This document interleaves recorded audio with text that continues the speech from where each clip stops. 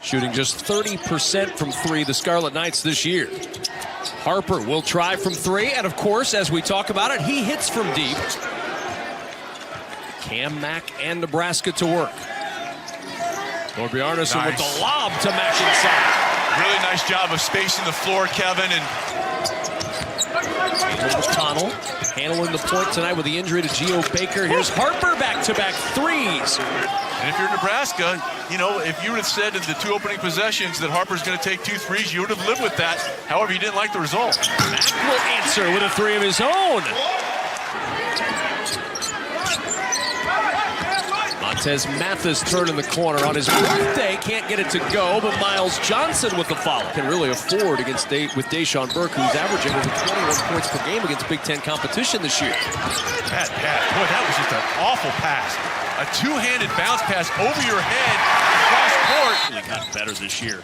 Mack trying to lob it cross to cross and couldn't get it to him as Young will bring it up the floor on the attack with the stick. Young to the rim. And Harper the rebound.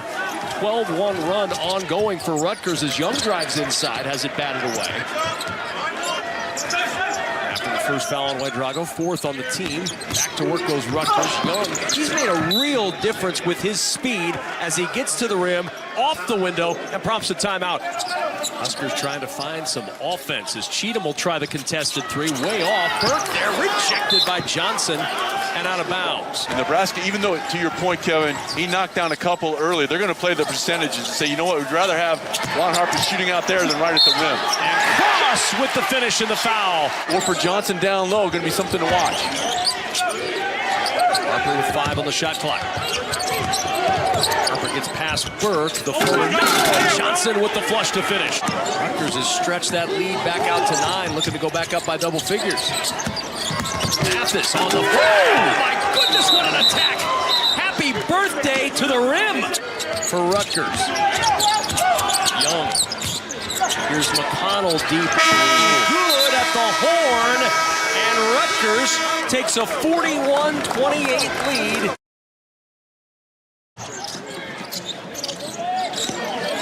The entry inside to Johnson. This has been a very good play tonight. It is again. All the way back in 2009, so he knew there'd be growing pains with this group for sure. McConnell with the three. And again, Caleb McConnell hits from deep. It was always hard to tell which one was which with 13 little girls dancing on the stage. I can understand that from the father of Paul Mulcahy. He put him in the headband as the three rattles home for Gervais Green. Young trying to turn the corner. Carter filling the lane, runs it up, gets the bucket and the foul.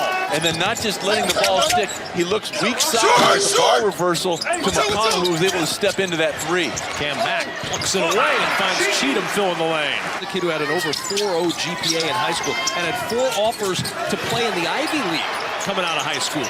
And there he is with a two-hand hammer.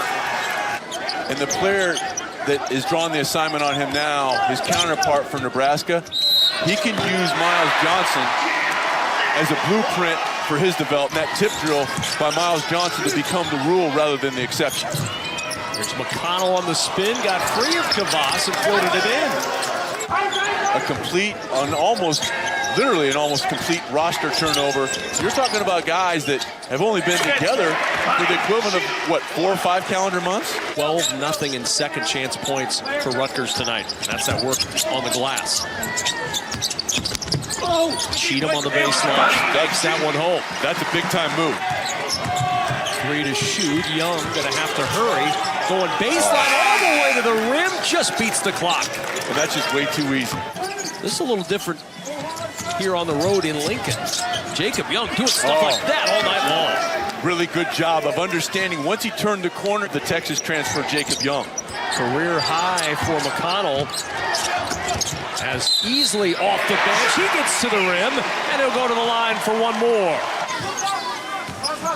Scarlet Knights had never won a game in Lincoln before tonight. That's an exclamation point on their first win in the capital city of Nebraska. And Sean, you heard Jess and Rick talking about in the studio. Is it time to start believing in these Scarlet Knights? Well, I think that they had their believers before this performance, but especially in the first game in the absence of Geo Baker.